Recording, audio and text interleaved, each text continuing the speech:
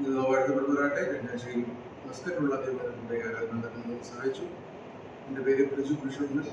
ഞാൻ ജെയിംസ് മൈക്കലിൻ്റെയും മോഹൻ ജെയിംസിൻ്റെ മക്കളായ ജെയിംസിൻ്റെ ഭർത്താവാണ്. ഈ നിലയിൽ ഇവിടെ ആരാധന നടക്കണം. ദൈവവിടെയായിട്ട് ആരാധനയോടനുബന്ധിച്ച് മത്തായി അതിൻ്റെ 26-ാം അധ്യായം അതിൻ്റെ 63-ാം വാക്യം.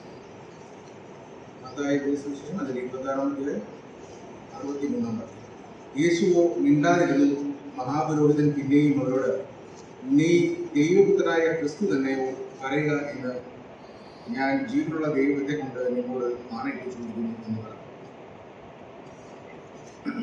ഇവിടെ മത്തായിലും മാർക്കോസിലും ലൂക്കോസിലും യോഹന്നാനിലും ഈ സന്ദർഭം വരുമ്പോൾ നമുക്ക് കാണുവാൻ സാധിക്കുന്ന ഒരു യേശു ക്രിസ്തു ഉണ്ട്. അദ്ദേഹം അവിടെ മിണ്ടാതിരിക്കുന്ന അവസ്ഥ കാണുവാൻ. മാർക്കോസിലേക്ക് വരുമ്പോൾ അവിടെ പുരോഹിതൻ അല്ലാന്നുണ്ടെങ്കിൽ പിലാത്തോസ് ആശ്ചര്യപ്പെട്ടു എന്ന് അടയാളപ്പെടുത്തിയിരിക്കുന്നു.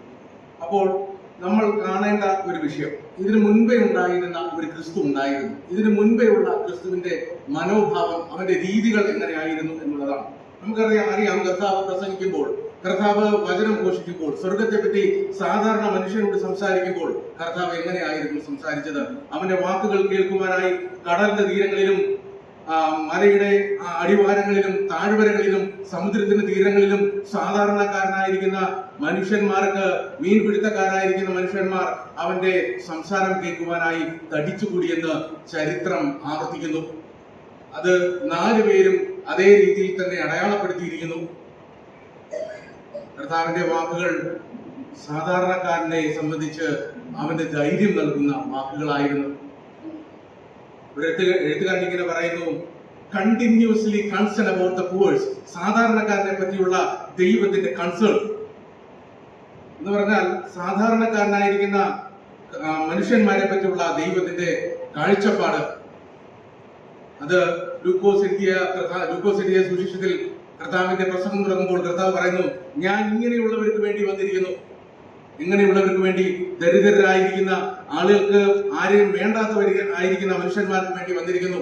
പൗരോഹിത്യവർഗം സാധാരണക്കാരെ ഇല്ലാതാക്കിയപ്പോൾ ദൈവം അവിടെ അവർക്ക് വേണ്ടി ഇറങ്ങി എന്ന് നമ്മൾ ആരാധനയ്ക്ക് ഇരിക്കുമ്പോൾ നമുക്ക് ചിന്തിക്കുവാനുള്ളത്, നമ്മൾ ഇന്ന് ആരാധനയ്ക്ക് ഇരിക്കുന്നത് ഒരു സാധാരണ മനുഷ്യന്റെ മുമ്പിലല്ല. മനുഷ്യനായിരിക്കുന്ന ക്രിസ്തുവിന് നമുക്ക് ആരാധിക്കുവാൻ ഇത്രമാത്രം യോഗ്യനായ ഒരു മനുഷ്യനില്ല. കാരണം അവൻ സംസാരിച്ചത് സാധാരണക്കാരനെ പറ്റിയാണ്, ദരിദ്രനെ പറ്റിയാണ്. കർത്താവിന്റെ ഓരോ പ്രവൃത്തിയും ചിന്തിക്കുക.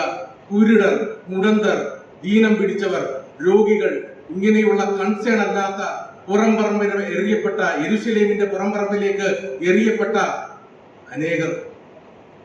നമുക്കറിയാം, വിധവകളെ പറ്റി ആര് സംസാരിക്കും? വേശ്യകളെ പറ്റി ആര് സംസാരിക്കും?